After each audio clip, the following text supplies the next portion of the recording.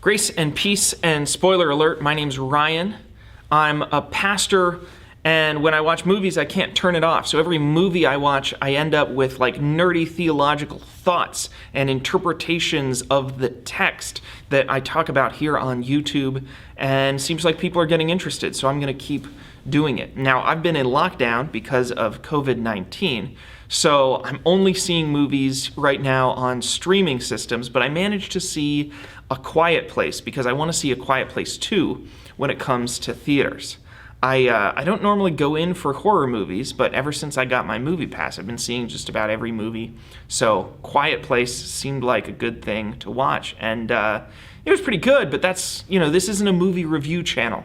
A reviewer is not an artist. A critic is not an artist, and so I'm much more interested in being a movie interpreter and a movie reflector. There are a lot of ideas to reflect on in the middle of A Quiet Place, and some of them I don't feel really qualified to talk about, actually, as a hearing person. It has a lot to say about the importance of sound and a lot to say about the deaf community. And so I'd love some of my friends who are maybe more engaged in some of those conversations to contribute and add comments and add to this discussion. But,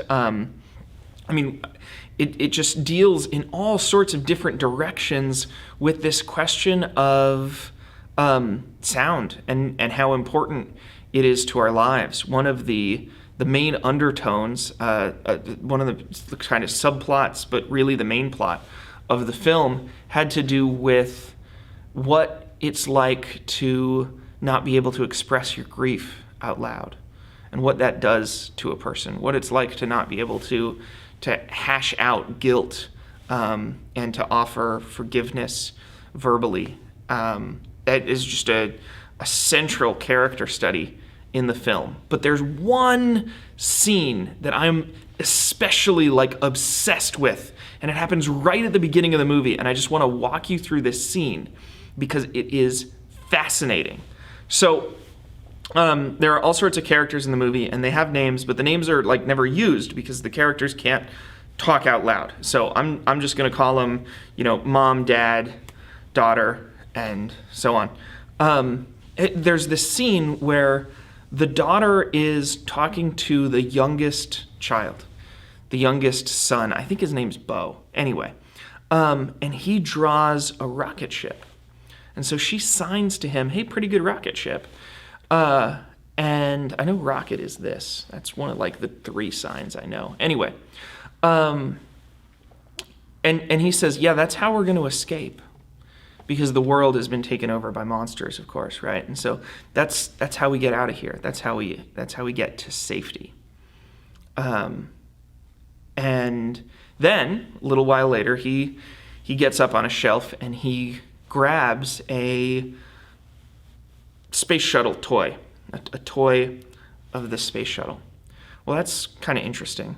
So in his mind, he says, "Rocket, that'll get us off of the planet where it's safe. Here's a rocket. I'm going to learn about rockets." The rocket, to him, represents salvation. It represents safety, escape, getting away, being safe for him and his family. That's how we're all going to get away. The dad sees the rocket. He's very, very scared. He touches it like it's just a piece of explosives, like it's a bomb, right? Because noise is going to attract these monsters. And he takes it and he quietly removes the batteries and puts it away. And he says, signs, "It's too loud." No. So the rocket for the dad represents danger, death, destruction. Everyone in the family could be, monsters. The rocket has exactly opposite meanings of the youngest son and the dad. Now, enter this little girl, the daughter. She has had both of these experiences, so she has information that dad doesn't have. She knows that to the young son, that rocket means salvation, right? That rocket is extremely important to him. He believes in that rocket. But she also has less information than her dad because she's deaf. And so she, to her, the rocket doesn't mean danger necessarily. She doesn't have a gauge by which to intuitively understand. She can intellectually understand, but she can't intuitively understand the difference between something very loud and just something that makes noise. So what she does is she takes the rocket without the batteries, gives it back to her brother, and figures, hey, as long as this doesn't have batteries, it's not a thing that makes noise, it's not a source of danger anymore. My world isn't impacted. And so we've got 3 very, very different interpretations of exactly the same object. For one person, it's salvation. For another person, it's death, doom. And for a third person, it's a toy. It's what it really is. And by the way, the third person is right? Like, that is what it actually is. It is a toy, and it can be fun. And if you use it right, if you don't use it in a way that causes destruction, there's no reason it needs to cause destruction. But the youngest boy takes the batteries, adds them back to the toy, and ends up dying. And that's what leads to the central drama of this film, which has to do with the daughter feeling guilt for having having caused the death of her brother, and the father not forgiving her, not showing her forgiveness and showing her the same kind of love. In fact, what he does is he tries to fix her. He tries to make her deafness go away by fixing her cochlear implant. Now that's a very, very weighted, interesting discussion to have about the deaf community, but he doesn't communicate to her by signs or by words, hey, it's okay, it's not your fault, you didn't understand, he's the one who took the batteries back, let's talk this out.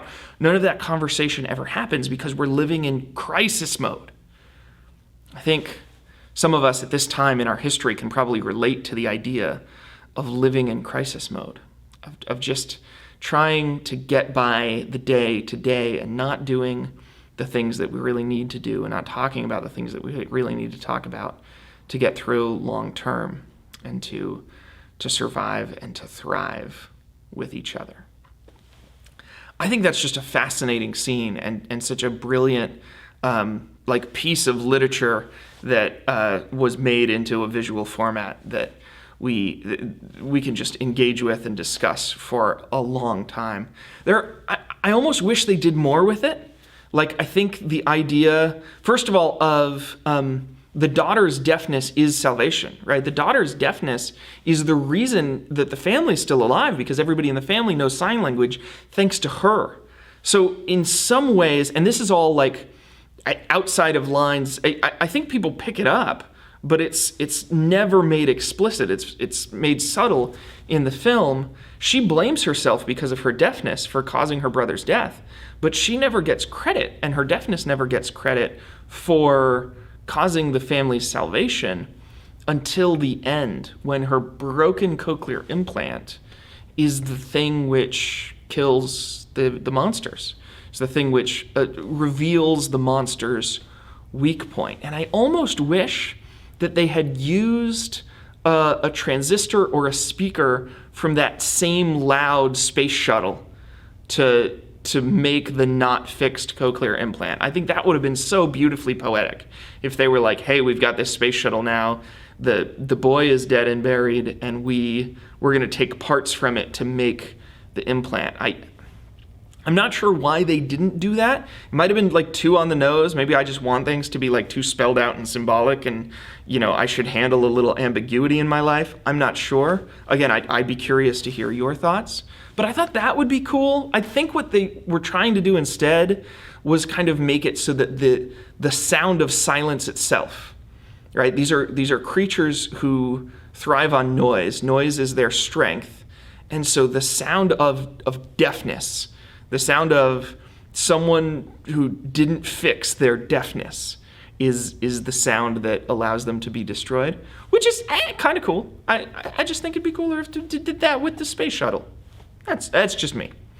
The second thing is I was really surprised that when the dad died, which of course he was going to die, like, come on. I say spoiler alert at the beginning of all these videos, but that's like hardly even one. Of course, you can't have like a morally upright kind of guy walking into a horror movie and be like, oh yeah, he's going to make it to the end. But that when he sacrificed himself, he just yelled out an incoherent scream. Man, if I were him and I'd been a hearing person unable to express myself vocally for years, I would have shouted out something like, I love you, I love my family, I'm still mad about the green bean fiasco. Like whatever it is that I'd been dying to say out loud, that would be my moment. Like, I'm gonna say something out loud now, I can say anything. Why don't I say that? And so interesting that they made him say nothing there. I think, my guess, I think there must have been a test audience. And I think he must have said, I love you the first time, and the test audience been upset because that means the daughter couldn't hear that and the son could. And there was this whole dynamic about the son receiving more of the father's love than the daughter. And so instead they had him sign I love you and just holler incoherently so that the daughter saw and the son didn't.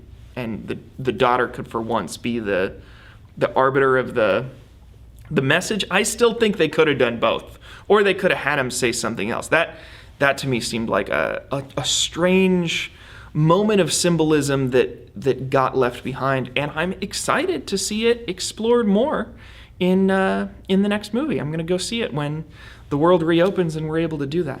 I hope that you are not in too much survival mode, and I want to thank you for waiting till the end. So I want to pray a blessing over you. Lord God, we face monsters in our lives, monsters of all kinds. And so I hope that you help us to face our monsters, and help us especially to face our internal monsters. Help us not to be so focused about the things outside our homes, about the viruses and about the politicians and about the messages that are streamed into our minds, and to focus instead on the people around us and remember to show love and to be love for a world that needs it. If that's true, you can say amen, and I hope you'll check out some of my other movies, and I'll see you next time. And when